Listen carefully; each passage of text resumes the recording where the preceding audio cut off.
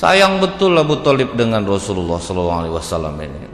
Sampai ketika Nabi diangkat menjadi Rasul, sayang pun tidak berubah. Pernah Abu Thalib ini diintimidasi Pak oleh orang Quraisy. Kau suruh enggak keponakan kau itu berhenti? Enggak juga dia berhenti berdakwah. Kami akan melakukan tindakan kekerasan. Tapi kalau dia mau berhenti, dia mau jadi raja Arab, kami jadikan dia raja. Dia mau harta, kami jadikan dia orang paling kaya. Kalau dia mau perempuan, kami carikan perempuan kami yang cantik.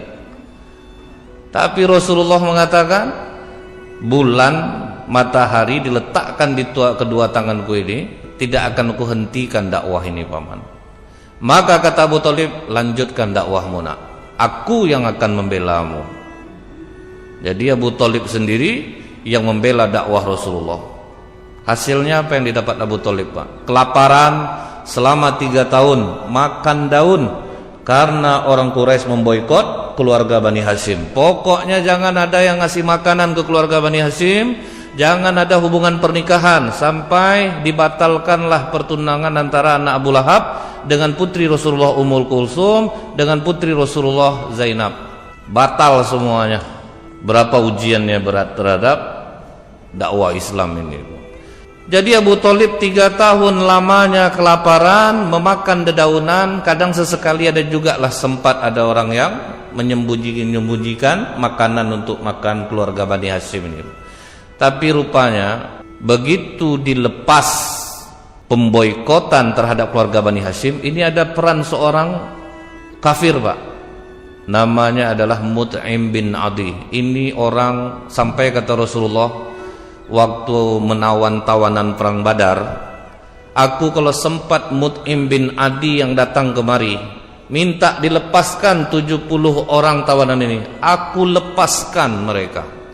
Karena besar juga jasa Mut'im bin Adi ini Pak. Tapi dia bukan Islam, jasanya besar terhadap Islam. Waktu Rasulullah diusir dari Mekah ke Taif, kemudian dari Taif mau balik lagi ke Mekah tidak bisa, itu juga yang menjamin adalah Mut'im bin Adi. Nah, jadi Mut'im bin Adi inilah yang menjamin waktu itu lepas pemboikotan keluarga Bani Hashim. Tapi beberapa hari sudah lepas Pak, mungkin terkejut perut Abu Thalib dapat makan yang normal lagi, jatuh sakit.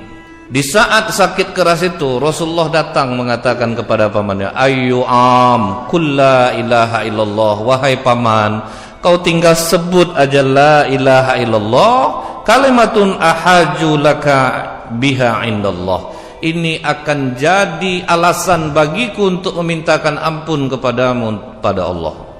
Dibujuk oleh Rasulullah, tinggal mengucap la ilaha illallah aja paman, udah masuk surga kau paman. Kemudian datang Abu Jahal Pak, atarghabu an millata Abdul Muthalib, apakah engkau membenci agama Abdul Muthalib? Nah, inilah bahayanya kawan yang buruk Pak. Lemah jadinya hasutan yang baik di saat kalau ada hasutan yang buruk datang. Nah, dihasut oleh Abu Jahal, akhirnya apa yang terjadi Pak? Abu Thalib menggelengkan kepalanya dan dia tetap bertahan dengan kemusyrikan sampai ruh keluar dari badan. Sebagai keponakannya, Rasulullah berdoa kepada Allah, ya Allah, ampunilah dosa pamanku ini. Banyak jasanya terhadap Islam, dia sayang kepada nabimu, dia memelihara aku sedari aku kecil. Ampunilah dia ya Allah, ampunilah pamanku ini. Belum selesai kesedihan yang pertama, ada yang mengatakan jarak selisih 3 hari. Di dalam kitab Bilik-bilik Cinta Rasulullah karya Dr. Nizar Abbasah, seorang pakar sirah Nabawi di Syam, Syria. Jadi Pak, di hari-hari akhir Ummul Mukminin Khadijah, dia duduk di kursi, badan sudah kurus Pak. Bahkan dalam riwayat ketika menyusukan Fatimah itu sudah darah yang keluar. Jadi tidak ada air susu lagi, darah yang keluar karena tidak makan selama 3 tahun. Dedaunan yang dimakan. Jadi kebiasaan Ummul Mukminin Khadijah itu, Pak, begitu pulang Rasulullah, dia berdiri menyambutnya. Dia mau berdiri menyambut Rasulullah, tapi badan sudah ringkih, Pak. Udah menggigil, tidak sanggup lagi untuk tegak. Langsung dikejar oleh Rasulullah. Duduk saja Khadijah, jangan kau berdiri, duduk saja Khadijah. Langsung menangis Ummul Mukminin Khadijah.